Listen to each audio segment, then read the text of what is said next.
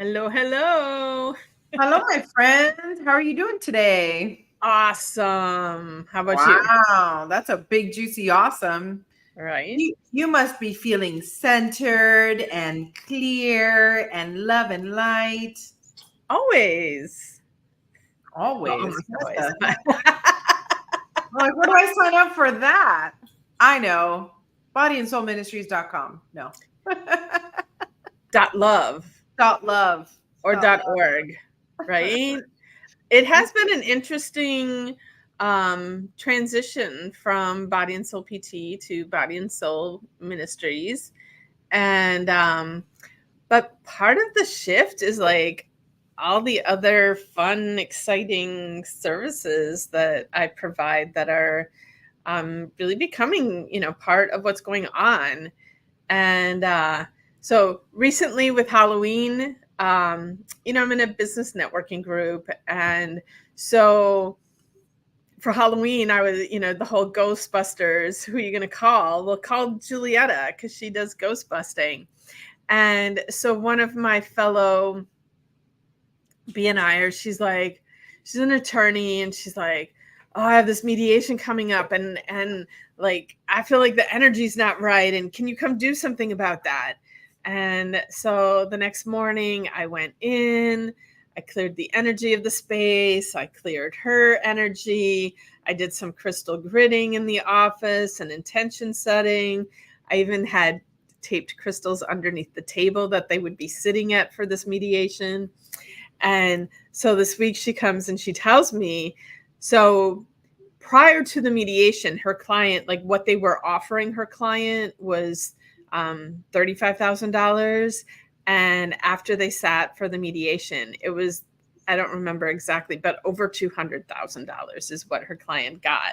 And she was, she, the attorney who you think of attorneys as kind of like black and white and traditional, but she was 100% certain that the work that I had done in her office had made that possible.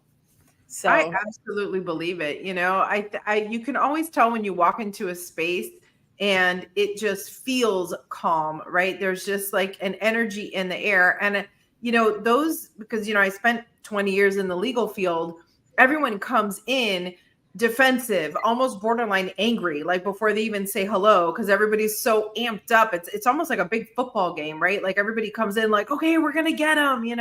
So to come into a space and like low key feel a gentle, safe space vibe, wow, that brings everybody down, right? Like honestly, you should have like a mediator special. We got to put you in touch with like divorce attorneys.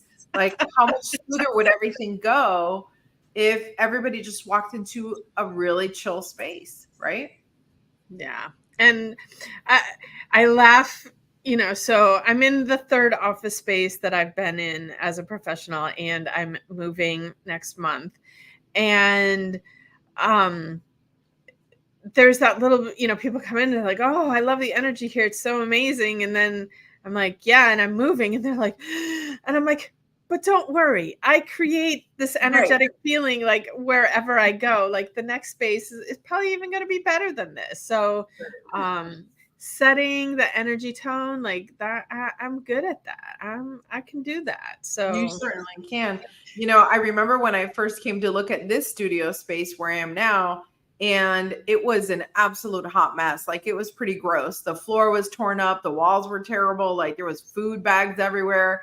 But I don't know, I just knew it was the right space. And now people walk in and they're like, "Oh my gosh, this is such a safe space. It feels so good. It feels so warm, so inviting." And I'm just always like, "Well, it's because all the love, honestly, all the work, all the clearing, all the stuff we put into it, it's literally in the air. yep, yep, yep, yep. You ready to bring on our guest? Let's. Whoop whoop. I'm like seeing, do I know how to do that? Welcome to the show, Moni. How are you guys? Doing Hi. good, doing good. Will you please take a moment to introduce yourself to our audience? Tell them a little bit about who you are, what you do, and what keeps you passionate about what you do. Okay, so I am Moni. I am 25 years old, and currently I am a freelance consultant. I specialize in creative and wellness industry. So that is a little bit about me and what I do. Also, what keeps me passionate about it, I would say, is I have a natural gift for helping people realize the power within themselves and just, making their life more easier, less overwhelming. There's a lot of stuff going on in the world, so I just kind of help everybody tone it down and be more in control of their lives. So I feel very good with that, and that keeps me passionate about it.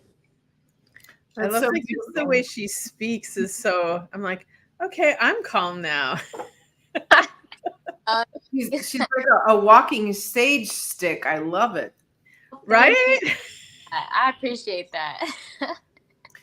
So, how did you get to the point in your life where you realized that you had this gift? Surely you must have had some limiting beliefs before that when you were like, is this really a thing? Or have you been this way, quote unquote, since you were young? No, not at all. So actually, from the time, like most of my life, actually, I just was raised and raised to believe in the whole rat race. Just work a job, you find one good job, and you stay there for your whole life, and you go to college and do everything. Like that was pretty much the way I was raised and what I truly believed at a certain point. Till I graduated high school. And as soon as I graduated high school, I hit the ground running. Like I'm talking about student full time, 4 or 5 classes every semester. I had 2 jobs as well. And it was a lot, So I had gotten to a point where I was doing really good at both of my jobs. I was up for a promotion that I wanted, or like in consideration for that role that I wanted. And also, I was doing good in school. I was just about to graduate with my associate's degree at the time. And people were like congratulating me, like, "Oh, you're doing so well at work. You're managing everything so well. You're about to finish school in a minute." And at that moment, everybody was saying those things, but I felt like I was at my lowest during that time. Like I was exhausted. I wasn't taking care of myself as well as I should have been. It was like, as far as my priorities go, it was like as long as I made it on time to work and I gave my all, as long as I finished my homework assignments and I gave my all into that, those are my top priorities, and nothing about myself came afterwards. It was like work, school, sleep, repeat. And if I ate, that was great. But if I didn't, I was still going. So um, very soon that took a toll on me. And, when you don't give yourself rest, your body will do it for you. And that's exactly what happened. So after I got my associates, I started looking into like the major that I did go for my associates for, and none of the roles really paid enough for me to get an apartment that I wanted. The job that I wanted the promotion for, they ended up giving it to someone else who didn't put the work in that I did per se.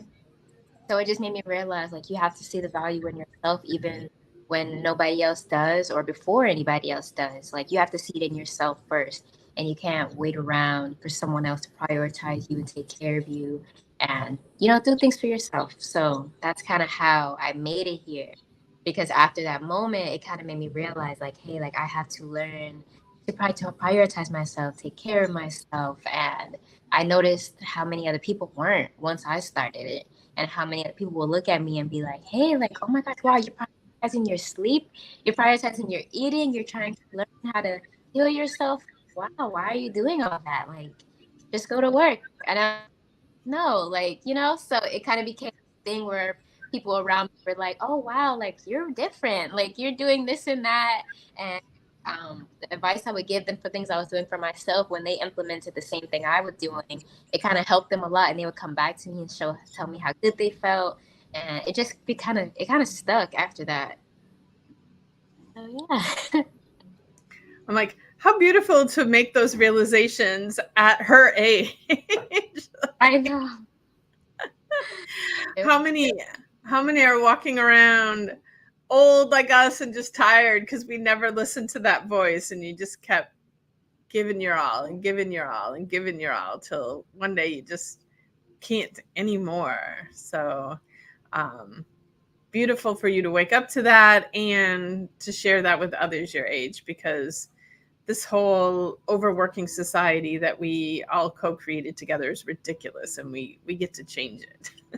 We do. One person at a time, really. But there's a quote that my family always says, and it's like, it's a pretty popular quote. I'm sure a lot of people know it. Just be the change you want to see in the world. So I have to listen to the little voice so I can be that. Absolutely. So before you arrived, Graciela, Moni told me that she's all ready with her book, and I'm like, Graciela is going to be so happy because she love. I love books, but Graciela is like obsessed with books, and so I love books. I think every book has a secret inside of it that could change your life. So you got to read them all. What you got? What you got teed up for us? What you got? Hey, so I have two, actually. I have two. So one is The Intimate Herbal, which it says a beginner's guide to herbal medicine for sexual health, pleasure, and hormone balance.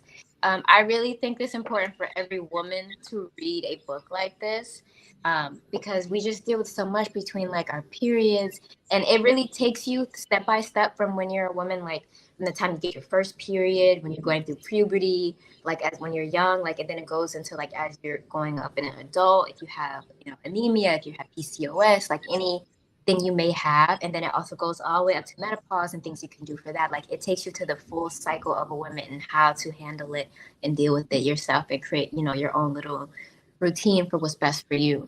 So I really think any woman can benefit from reading this, and it explains everything so well in detail. I love it. That's super cool. That's a brand new book. No one's ever said that here before. It's super neat. Good. Hey, good. I'm glad. And then the second one is called Live Your Best Life. And this one has 219 science-backed reasons to rethink your daily routine.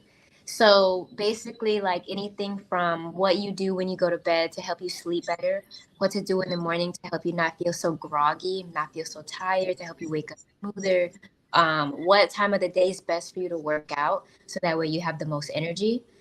So you don't, work out too late and then it messes up your sleep schedule, from the food that you eat. Like it breaks everything down into science-backed clinical studies. So yeah, I like that one too. It helps with creating your own wellness routine and how to strategize your day. That's amazing. And I just want to echo what Julietta said. Like, what a gift for you to have all this knowledge at 25. My God, that's amazing. Oh, thank you. I'm trying. I try to read a lot. I'm obsessed with books. Like my bookshelf, I'm probably gonna need another one in like the next month. Don't ever let people tell you to get rid of them. Don't do it. Everybody wants to be a minimalist. Keep them forever. That's what I say. Me and my friends, we actually do like a book swap. Like every few months, we'll all get together and do like a big swap. So it'll be like books, clothes, shoes, jewelry. Nice. I'll just exchange throughout that. So last time we went, I had a lot of books on like personal finance and like budgeting, and a lot of them took those. So that was great. That's really cool. Well, I'm impressed you can let go of them. I tend to keep them, and sometimes I go back and reread them, and sometimes I just like seeing their titles on the shelves, like my old friends. I'm like, I'll call you later, but I see you're there. I love you. Yeah, I feel the same way. It's hard to let them go sometimes, especially the ones where you feel like sometimes you can reread it again and still learn something new from it. And it also it's sitting on the shelf reminds you of a specific time in your life. So I get it, but I try to be as minimalist as I possibly can. So if I know I've already taken something from it, I try to be like, okay, well, I don't know what you're going to get from it. So let me just, I'll just hand it off. Like, I'll try to not possessive, even though I want to. What a beautiful lesson. Mm-hmm. Well, and I've said this before. I don't know what it was, but I read the Marie Kondo book, and because I want to lead a minimalist life, and there's many things I'm very like free at getting rid of, but books was one of those things that I didn't think that I could get rid of. But something about how she wrote about it made it feel okay for me to, like I'm not throwing them in the garbage. I'm like passing them on to other people that could benefit from what's inside of it. And I guess I feel like if there's ever a time when if I really want to read that book again and I've passed it on, um, eh, books are not that expensive. Like books are actually one of those things that is still really quite affordable. So I can always acquire another copy. Exactly. Also, too, I feel like when it comes to books, if you've already read it, we're always evolving, and our personal development is always changing. So I feel like if you already read that, there's always something else that you haven't learned yet that maybe someone else needs to read the book that you already read because they haven't learned what you already know. But there's something else that you don't know yet, so you can take in something else and let somebody else, Yeah. it's a cycle. I will tell you that more than once has it happened to me that I get excited. I buy a book, and when I bring it home and I go to put it on the shelf, I realize I actually already had a copy of that book. So then I have two copies. But I'm like, that's okay. I have kids. I'm going to force them to read it with me later. It'll be fun. Yeah, exactly. It's still gonna get read. That's all that matters. So I'm curious, having already accomplished so much spiritually, intellectually, and in your dream jobs and all of these new, things that you have going on, what do you see next for yourself? We like to tell people that life is always a journey. It's not just that you got to your destination and okay, now you're done, right? Like, what's next for you? What's your next big step? So my next step for me right now is so going back to what I said about I just have a passion for helping people reduce the outside chaos of it, like going on in the world, and kind of just focus in on themselves and making it less overwhelming for them, more efficient, more optimized for themselves. And I think that goes into more than just like your spirituality or anything like that. I think that it's a lot of different pillars, lifestyle pillars that help you to create that balance. So everything from like the book that I already said, like your daily routine, your wellness routine, or different herbs that you drink in your teas every day, or everything from the way that your hair is, the way you're dressed, you feel confident and beautiful in your clothes. Everybody's weight fluctuates throughout their life and time. You still feel comfortable, confident, uh, even in your finances when if you are balanced and you're living a good life and your affirmations are where they're supposed to be, you're attracting money. But do you know what to do when you attract that money? Are you budgeting correctly? Are you investing well? There's a lot of things that go into it. So the next step for me would be to become an expert in the things that can help people just focus in on those. So if that means like, learning more about personal finance and investing, then maybe it's that. And then learning more about styling, and color theory, what hair colors and hairstyles make you feel most beautiful and confident, what clothing and silhouettes are best for you that fit your body type. I believe that when you look good, you feel good. When you feel good, you do good. And people can sense that when you step into a room, and when people can sense that and feel that off of you, that confidence and that that self-love, more opportunities are attracted to you. Not only that, but just like when you show up as your most confident and true self, you attract a top opportunities that best fit you.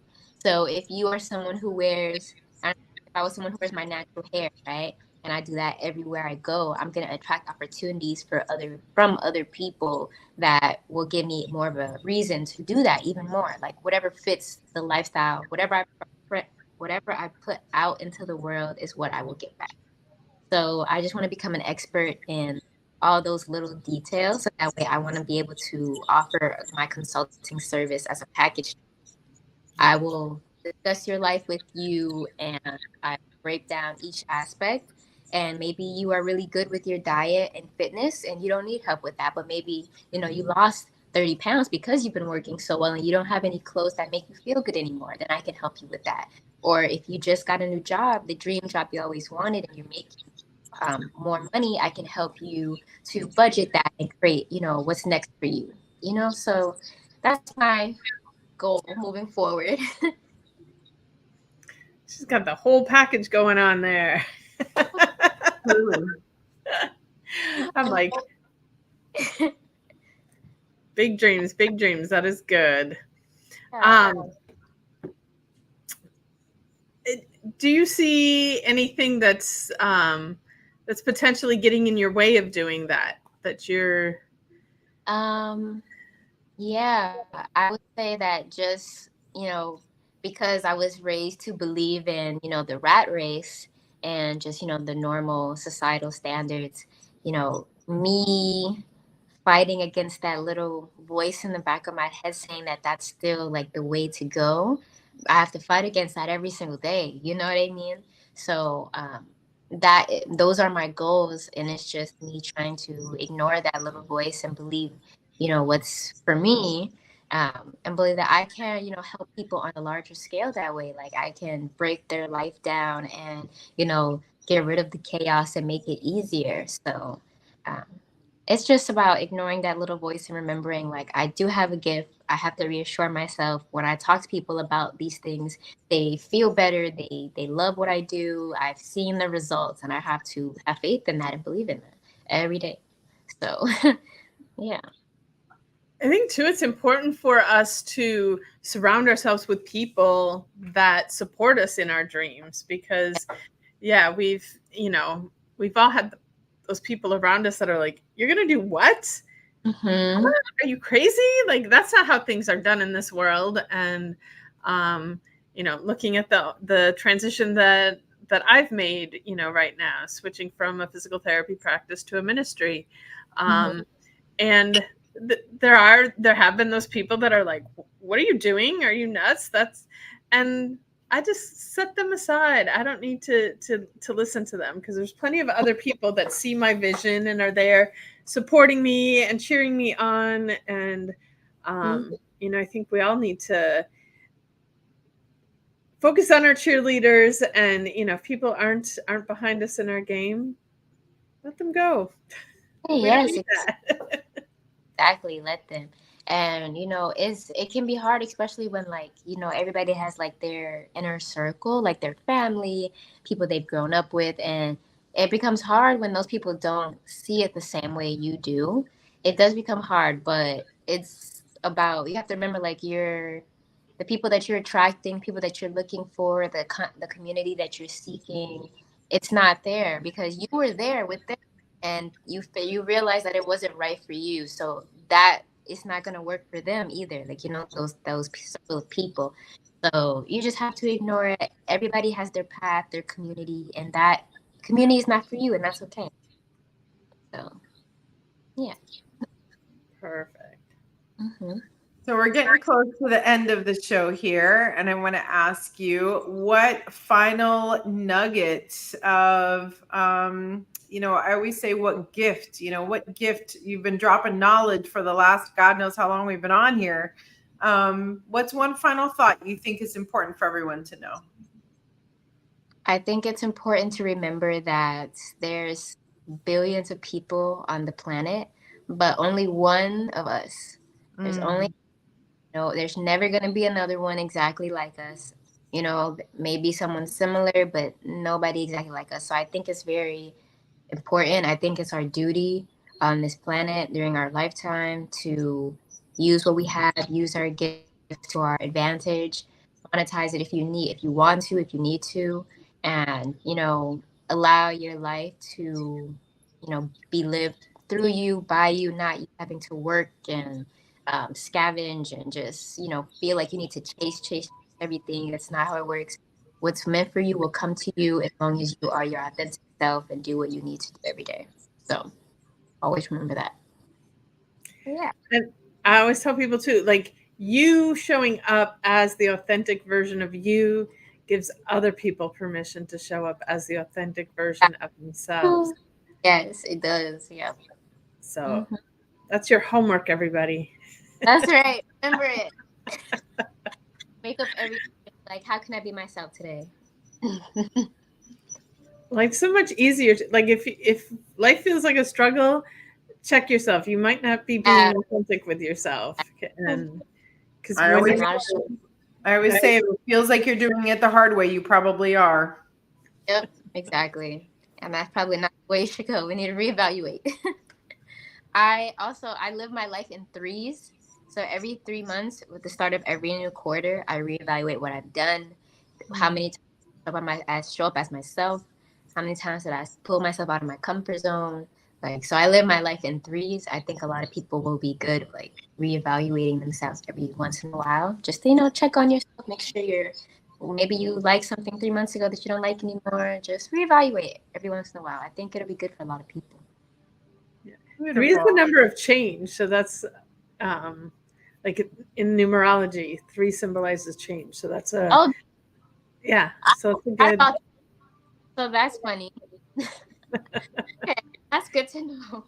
Synchronicity and everything. Awesome. Well, thank you so much for joining us today. You're just such a beautiful breath of fresh air. And, I always look at us old people were always like, oh, these generations coming in, they're like messing everything up. And, everywhere I look and see in the youth, I see opportunity, I see possibility, I see growth, I see, people say things are getting worse out there, and it depends on how you're assessing things.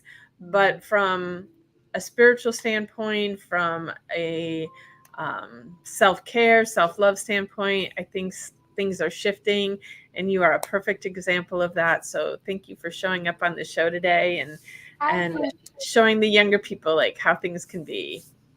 Thank you so much. Thank you for having me. I appreciate you guys. You guys have no idea what you've done for me today. So thank you. We're honored to have your wise words of wisdom. If you guys want to connect with her, she will be in our Facebook group as well. So if you have any messages, you can check her there. And then, of course, check the show notes for any other info, and you can always connect. Thank you guys so much. Have a